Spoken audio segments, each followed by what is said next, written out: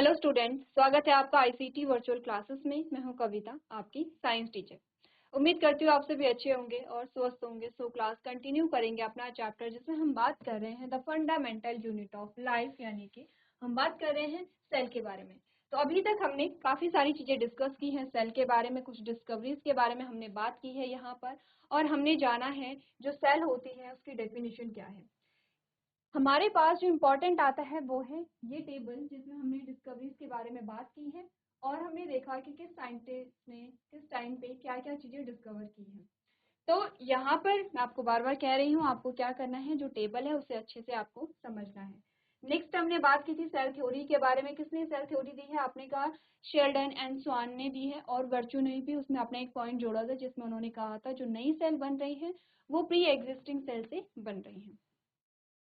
आगे बढ़ते हैं। सेल थ्योरी के बाद हमने कहा एक कोशिका से बहुकोशिकीय जीवों की उत्पत्ति कैसे होती है। तो हमने कहा कि हम पढ़ते हैं कोशिका विभाजन। ठीक है, जब आप सेल को पूरा समझ जाएंगे तब आपके पास हायर क्लासेस में एक चैप्टर आता है सेल, और आप उसमें बात करते हैं सेल डिवीजन की, या फिर आप उसमें बात करते हैं कोशिका विभाजन की। ठीक है,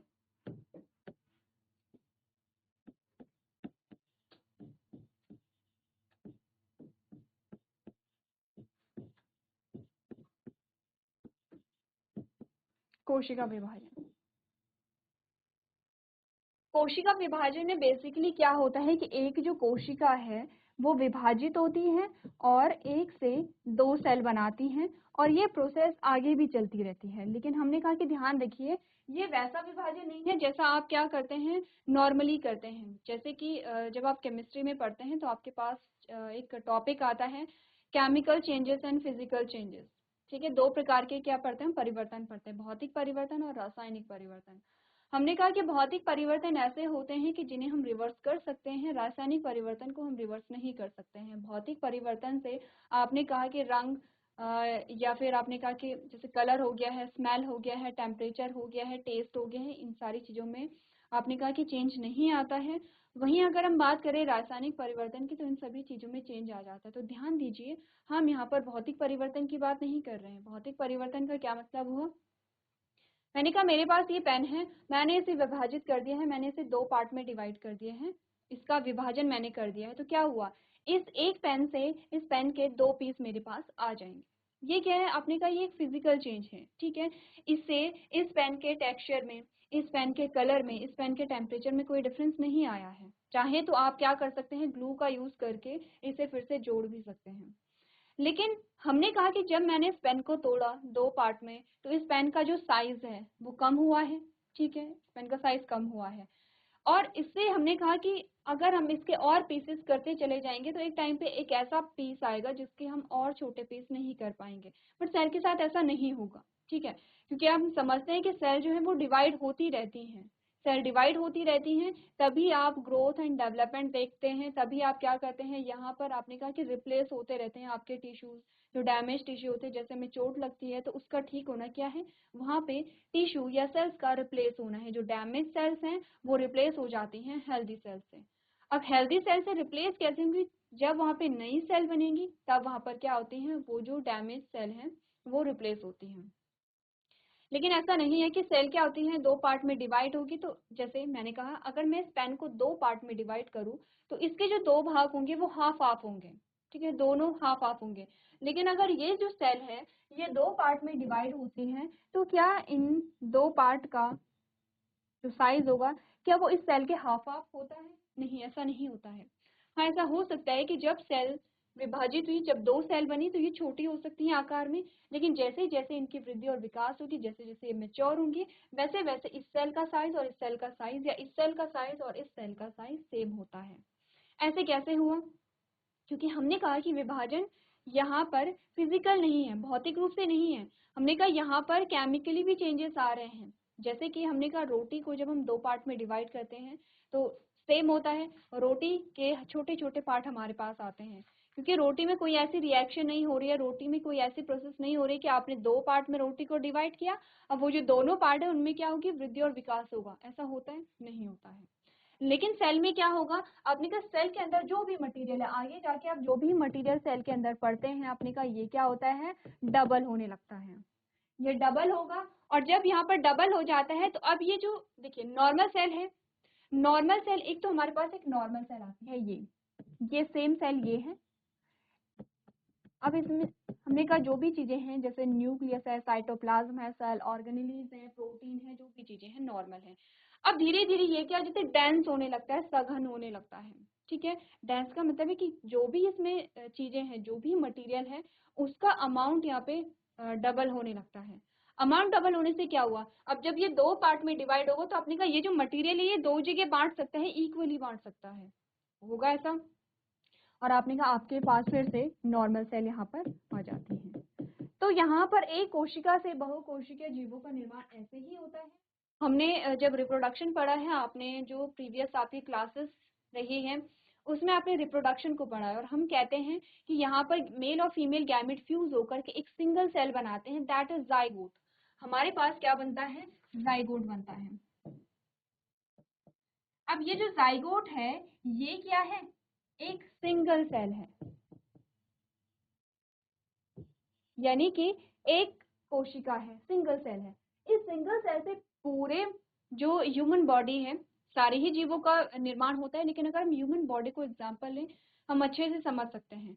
आपने कहा ये एक ही कोशिका थी, बहुत छोटी थी, माइक्रोस्कोपिक थी, और इसी से पूरे जीव का निर्माण होता है। जब आप न्यूबॉर्न को देखते हैं तो न्यूबॉर्न आप देखते हैं कि 2 से 3 किलो का जो न्यूबॉर्न का वेट है वो होता है। पूरे बॉडी के पार्ट्स वहाँ पे बने रहते हैं और वेल डेवलप्ड होता है। ठीक है, अब हमने कहा वेल डेवलप्ड का मतलब है कि जितने ऑर्गन, जो बॉडी स्ट्रक्चर है वो कंप्लीट यहाँ पर होता है। तो किससे बना है, एक कोशिका से बना है। एक कोशिका से कैसे बना, आपने कहा जाइगोट में डिवीजन होते रहे, आपने कहा 2 से 4, 4 से 8, 8 से 16, इस प्रकार से जो सेल्स बनती रही, और अलग अलग स्टेप में हम इन्हें अलग अलग कहते हैं। ठीक है, हमने कहा ब्लास्टोमेर बन रहे हैं, और अलग अलग स्टेप में हम इन्हें अलग अलग नामों से जानते हैं। तो हमने कहा एक कोशिका से बहुकोशिकीय जीवों का जो निर्माण होता है वो कोशिका विभाजन के द्वारा होता है। कोशिका विभाजन में क्या क्या चीजें होती हैं इनके बारे में हमने बात की है। चलिए, सीक्वेंस हम पढ़ चुके हैं।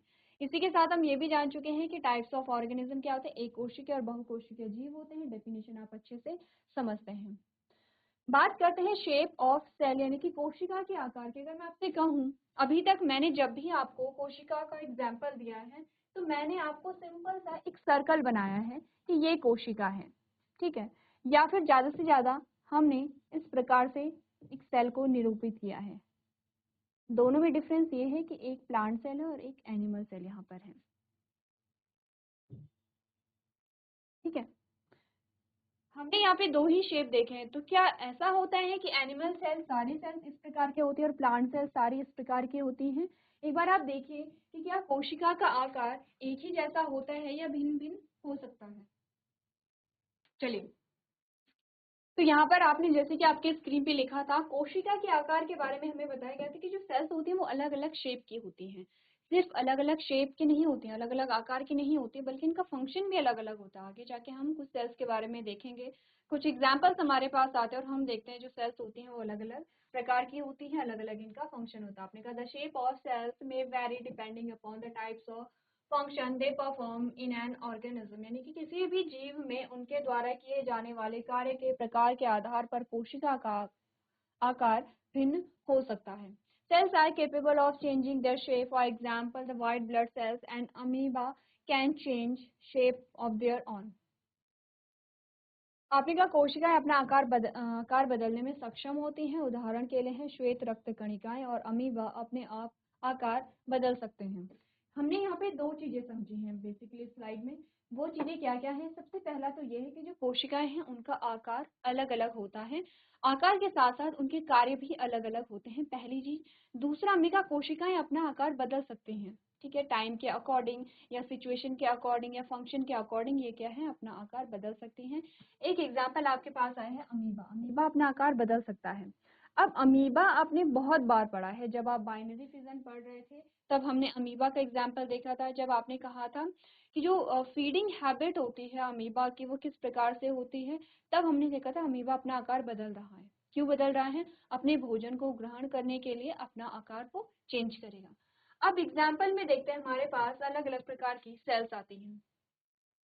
सबसे पहले जो आपके पास एग्जाम्पल में आएंगे वो आती हैं ब्लड सेल्स, ठीक है, रक्त कोशिकाएं।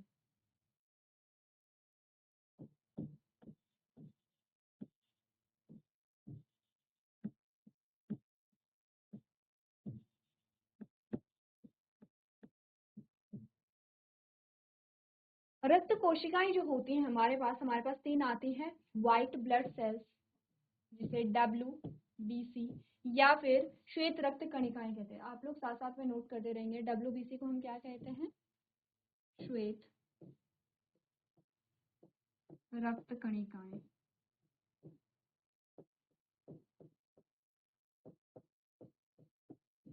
ठीक है। सेकंड हमारे पास आते हैं RBC जिन्हें हम लाल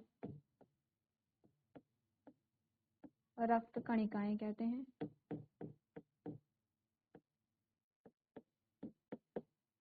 और नेक्स्ट हमारे पास आते हैं प्लेटलेट्स, ठीक है।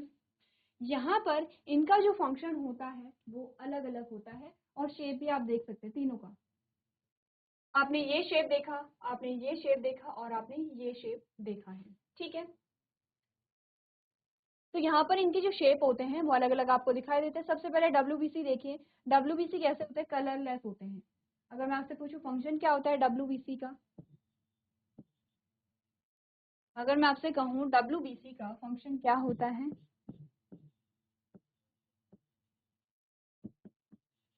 इम्यूनिटी हमें प्रोवाइड कराते हैं।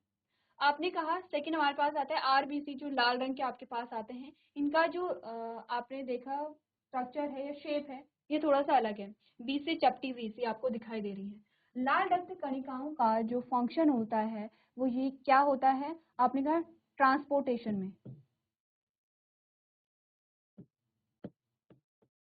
किसके ट्रांसपोर्टेशन में? ऑक्सीजन को या कार्बन डाइऑक्साइड, दोनों को ट्रांसपोर्ट करते हैं। ऑक्सीजन को सारी सेल्स तक पहुंचाएंगे और कार्बन डाइऑक्साइड को सारी सेल्स से वापस आपके फेफड़ों में लेके आते हैं। फिर आती है हमारे पास प्लेटलेट्स जिन्हें हमने कहा कि क्या करते हैं, ये ब्लड क्लॉटिंग या फिर रक्त का थक्का जमने में मदद करती हैं।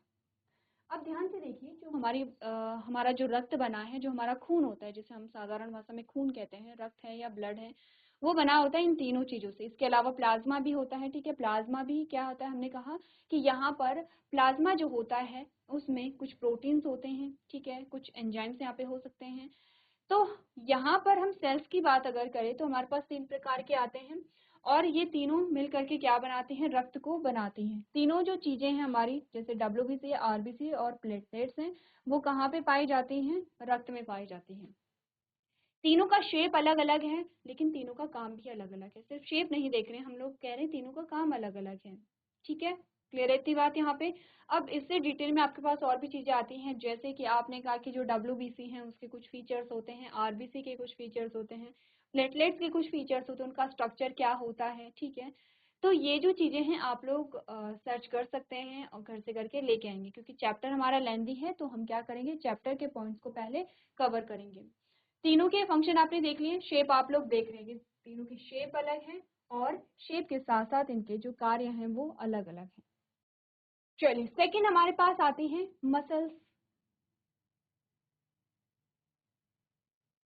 ठीक है। मसल्स मांसपेशी।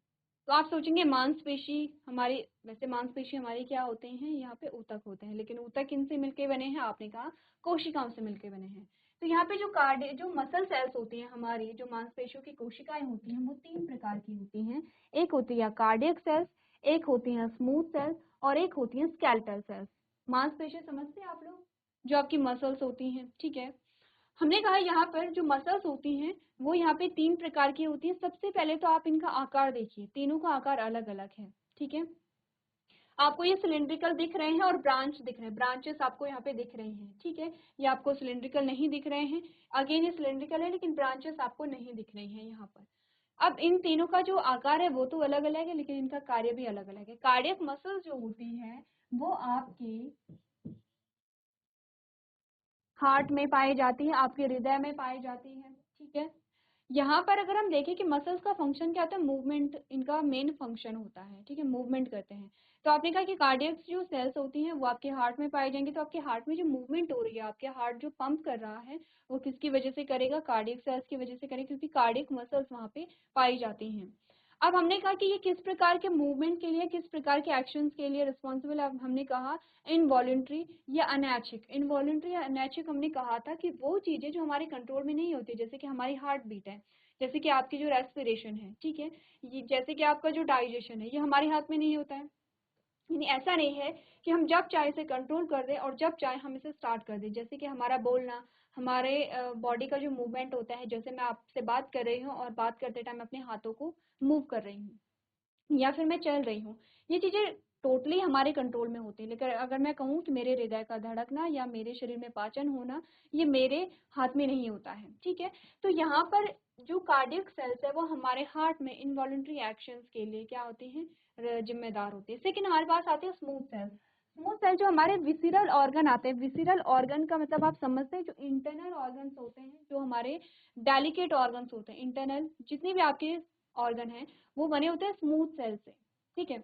यहाँ पर भी जो एक्शन होता है ये भी हमारे कंट्रोल में नहीं रहता है। जैसे कि मैंने कहा कि आपका जो डाइजेशन हो रहा है वो हमारे कंट्रोल में नहीं है, ठीक है। तो यहाँ पर मैं डाइजेस्टिव सिस्टम की बात करूँ तो वहाँ पे कार्डियक सेल्स नहीं पाई जा रही है, बट वहाँ पे स्मूथ सेल्स पाई जा रही है।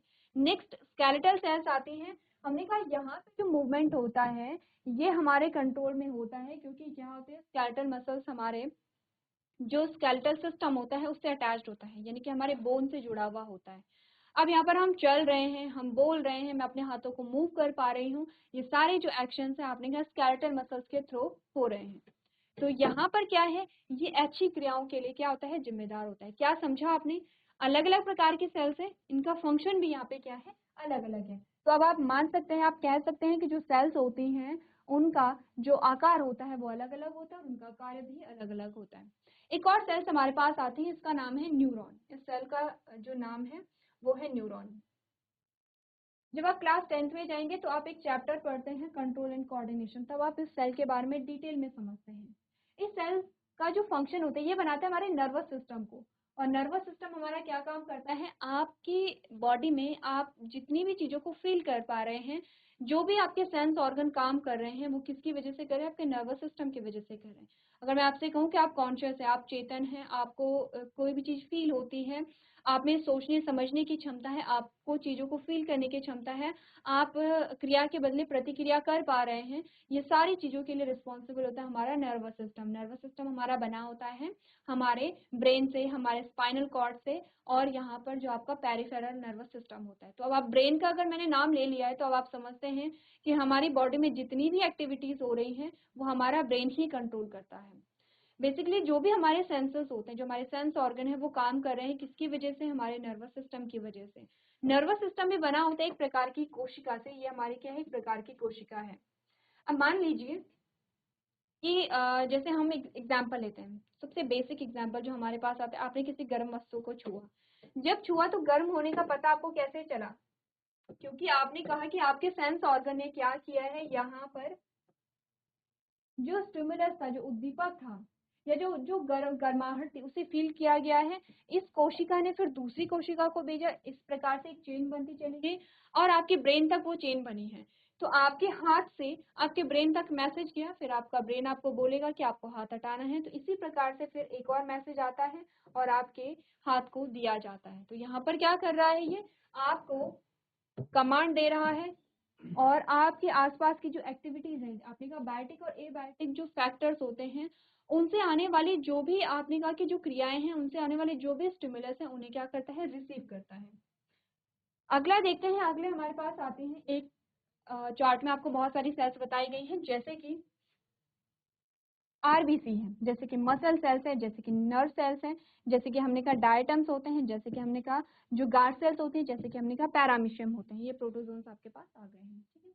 हमने कहा ये सारी जो सेल्स हैं इनका आकार अलग है, इनका कार्य भी अलग है। अब यहाँ पर अभी तक आप एनिमल सेल की बात कर रहे हैं, आपके पास प्लांट सेल्स भी आ गई है, गार्ड सेल्स। जब हमने फोटोसिंथेसिस पढ़ा था तो क्या पढ़ा था फोटोसिंथेसिस में, हमने कहा था कि यहाँ पर क्या है, ऑक्सीजन की रिक्वायरमेंट होती है। तो ऑक्सीजन कैसे आया, हमने कहा हमने कहा यहाँ पे कार्बन डाइऑक्साइड की रिक्वायरमेंट होती है, ध्यान दीजिए। जब फोटोसिंथेसिस होगी तो फोटोसिंथेसिस में कार्बन डाइऑक्साइड की रिक्वायरमेंट होगी और ऑक्सीजन को रिमूव किया जाएगा। ऑक्सीजन क्या होती है, बाहर निकलती है। ये गैसेस एक्सचेंज जो हो रहा है, यानी कि कार्बन डाइऑक्साइड अंदर पौधे में गया और पौधे से ऑक्सीजन बाहर आया, ये चीज होती है स्टोमेटा के द्वारा। और स्टोमेटा बना होता है गार्ड सेल्स, यानी कि आपने कहा ये गार्ड सेल्स है, इस प्रकार से ये गार्ड सेल्स है और ये स्टोमेटा बनता है। क्लियर है इतना? तो यहाँ पे गार्ड सेल्स का जो फंक्शन है वो क्या है, आपने कहा स्टोमेटा के ओपनिंग एंड क्लोजिंग में क्या होता है, रिस्पॉन्सिबल होता है। अब स्टोमेटा कब ओपन होगा, कब क्लोज होगा, ये सारी चीजें आपको पढ़नी है जब आप फोटोसिंथेसिस पढ़ते हैं। ठीक है, ये चीजें हमने पहले भी डिस्कस की हैं। चलिए, तो सबसे पहले तो आपको ये देखना है, एक बार चीजों को नोटिस कीजिए कि जो सेल्स हैं वो क्या है आपके पास, अलग अलग आकार की हैं। और अभी हमने कुछ सेल्स के फंक्शन यहाँ पर डिस्कस किए हैं। तो आपको यहाँ पे जितनी भी सेल्स आपकी इमेज में है, जितनी भी आपकी स्क्रीन पे सेल्स हैं, उन सभी सेल्स, उन सभी कोशिकाओं के जो कार्य हैं, जो फंक्शन है, वो आपको पता होने चाहिए। तो जल्दी से नाम नोट कीजिए और हो सके तो डायग्राम भी ड्रॉ कीजिए और उसके आगे उसका फंक्शन लिखिए कि क्या कार्य करता है यहाँ पर। चलिए, तो आगे बढ़ते हैं और बात करते हैं अब यहाँ पर, how can cells perform a distinct function in organism. कोशिकाएं जीवों में अलग अलग कार्य कैसे करती हैं। हमने कहा कि यहाँ पर आप देख रहे हैं कि अलग अलग, क्योंकि हमारी बॉडी में अगर हम ह्यूमंस को एग्जांपल लें या हम प्लांट्स को एग्जांपल लें, हमने कहा हमारी बॉडी में बहुत सारे जो फंक्शन है वो परफॉर्म होते हैं। तो अलग अलग जो सेल है वो किस प्रकार से अलग अलग कार्य को यहाँ पर करती हैं। तो आपने बोला cells are capable of performing multiple function in an organism, यानी कि कोशिकाएं एक जीव में कई कार्य करने में सक्षम होती हैं। A cells contain a specific components which are called organelles। आपने कहा कोशिका में विशिष्ट घटक होते हैं जिन्हें सेल ऑर्गेनेली या कोशिकांग कहते हैं। ठीक है, कुछ भी आप कह सकते हैं, सेल ऑर्गेनेली कहिए या कोशिकांग कहिए। यहाँ पर each organelle in the cells can perform different functions such as making new cells, clearing the waste of cells. Thus organelles allow a cell to perform several kinds of activities in an organism। आपने कहा यहाँ पर जैसे कि नई कोशिकाएं, यहाँ पे कोशिका में प्रत्येक कोशिकांग अलग अलग कार्य कर सकता है, जैसे कि नई कोशिकाएं बनाना या कोशिका में जो वेस्ट होता है उसे साफ करना, या फिर आपने कहा इस प्रकार जो ऑर्गेनेलीज होती है एक कोशिका को जीव में कई प्रकार की गतिविधियों को करने की अनुमति देते हैं। इससे हमें ये समझ आया कि जो कोशिका होती है वो अलग अलग कार्य को कैसे करती है। आपने कहा क्योंकि उसमें कुछ क्या होते हैं, कोशिकांग होते हैं, कोशिका के अंगक आप कह सकते हैं। ये क्या करते हैं, कोशिका की मदद करते हैं। आपने कहा कि कोशिका के अंदर प्रोटीन भी बन रही है, प्रोटीन की पैकेजिंग भी हो रही है, प्रोटीन को डिस्ट्रीब्यूट भी किया जा रहा है। आप देख रहे हैं कि यहाँ पे कोशिका की क्या हो रही है, सफाई भी हो रही है। तो इस प्रकार से यहाँ पर क्या है, कोशिका के अंदर काफी सारे काम हो रहे हैं जिसमें कोशिका की मदद करते हैं कोशिकांग या सेल ऑर्गेनेल।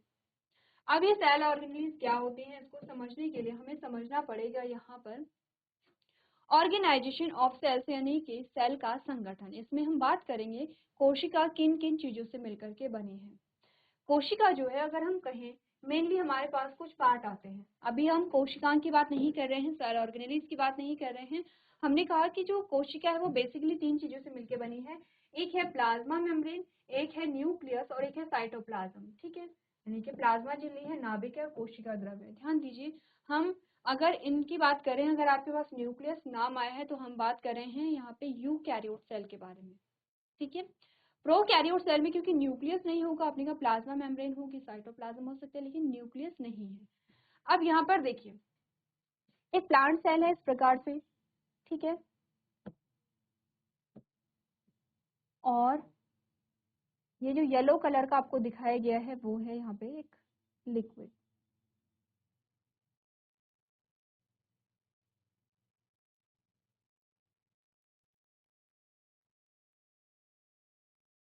ठीक है, इसके सेंटर में क्या है, न्यूक्लियस है। एक और सेल हमारे पास आती है,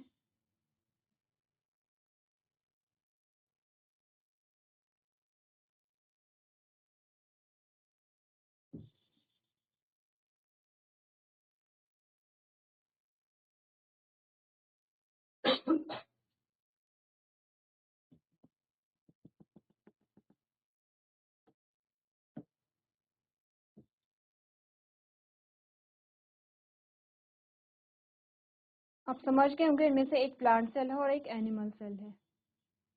इन 3 प्रकार की सेल्स का अगर हम नाम लिखें तो मैंने कहा ये हमारे पास जो है वो है एनिमल सेल,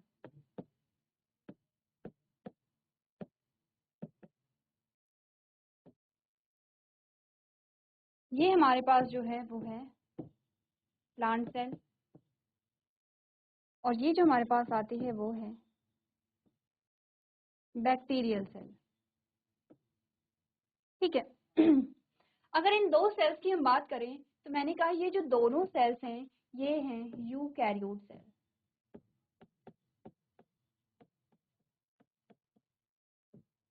और अगर मैं इस सेल की बात करूं तो ये है प्रोकैरियोट।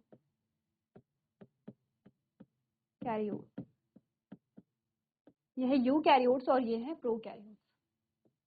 अब यूकैरियोट्स और प्रोकैरियोट्स में हमने जो डिफरेंस है वो प्रीवियस लेक्चर में देखा था। यहाँ पर इतना तो आपको समझ आ गया, ये दोनों क्या है, यहाँ पे यूकैरियोट है और ये प्रोकैरियोट है। ठीक है, बैक्टीरियल सेल क्या है, प्रोकैरियोट्स है। तो अगर यहाँ पर इनके सेल्स के अलग अलग पार्ट्स को हम यहाँ पर दिखाएं तो हमने कहा ये है हमारे पास प्लाज्मा मेम्ब्रेन। ठीक है, ये हमारे पास आता है न्यूक्लियस और ये आता है साइटोप्लाज्म। ठीक है, सेम हमने कहा ये हमारे पास आती है प्लाज्मा मेम्ब्रेन, ये हमारे पास आता है न्यूक्लियस और ये हमारे पास आता है साइटोप्लाज्म, ये वैक्यूल है। क्लियर इतना? अब आपने प्लांट सेल में एक चीज ऑब्जर्व की होगी कि हमने कहा कि प्लाज्मा मेम्ब्रेन ये वाली है। आप देखिए, हमने कहा प्लाज्मा मेम्ब्रेन जो है वो ये वाली है, तो बाहर वाला जो पार्ट है उसे हम क्या कहते हैं, उसे हम कहते हैं सेल वॉल या कोशिका भित्ति। ये है सेल वॉल या कोशिका भित्ति। ठीक है, पहले तो आप इस लेबलिंग को समझिए। अब आते हैं बैक्टीरियल सेल पे। तो बैक्टीरियल सेल में मैंने कहा अगर हम सेल मेम्ब्रेन की बात करें, ध्यान दीजिए, ये हमारे पास आती है यहाँ पर सेल मेम्ब्रेन। ठीक है, ये बाहर वाली जो ब्लू है ये आती है सेल वॉल, और सेल वॉल के बाहर एक और कवरिंग हमारे पास यहाँ पे आती है। ठीक है, इसका नाम क्या है हम बाद में जाके बात करेंगे। अगर मैं कहूँ इन तीनों लेयर्स को हम क्या कहते हैं, तो इन तीनों लेयर्स को हम कहते हैं सेल एनवेलप। एनवेलप का मतलब आप समझते हैं, जिसे हम कहते हैं लिफाफा। जैसे हम पैसों को रखने के लिए क्या कहते हैं, एनवेलप यूज करते हैं। एनवेलप का मतलब कवरिंग ही होता है। इन तीनों सेल को हम कहते हैं यहाँ पे क्या, सेल एनवेलप। ठीक है, अब यहाँ पर इसमें हमने कहा कि जो न्यूक्लियस है, न्यूक्लियस नहीं पाया जाएगा, ये इसका जेनेटिक मटेरियल है, ये इसका एक्स्ट्रा जेनेटिक मटेरियल है जिसे हम कहते हैं प्लाज्मिड। ठीक है, बाकी हमारे पास कुछ और पार्ट्स यहाँ पर आते हैं। एक बार तीनों इमेजेस को देखिए और तीनों में डिफरेंस क्या है उसको देखिए। हमें सबसे पहले यहाँ पर प्रोकैरियोट को पढ़ना पड़ेगा यूकैरियोट्स को समझने से पहले। तो नेक्स्ट हमारा लेक्चर होगा, हम यूकैरियोट्स को डिटेल में समझेंगे कि यूकैरियोट्स जो है उसके कौन कौन से यहाँ पे पार्ट्स होते हैं। ठीक है, यूकैरियोट्स और प्रोकैरियोट्स में क्या डिफरेंस यहाँ पे पाया जाता है। देन हम बात करेंगे इन दोनों सेल्स के बारे में जिनमें हम यूकैरियोट को देखेंगे। तो प्रोकैरियोट सबसे पहले समझने हैं, देन हम समझेंगे यहाँ पे यूकैरियोट को। आपको एक बार जो बैक्टीरियल सेल है, बैक्टीरियल सेल को पढ़ करके आना है। एक बार आप लोग देखेंगे बैक्टीरियल सेल के क्या क्या फीचर्स होते हैं। तो आज के सेशन में हम इतना ही करेंगे। अभी तक क्लास में बने रहने के लिए आपका धन्यवाद।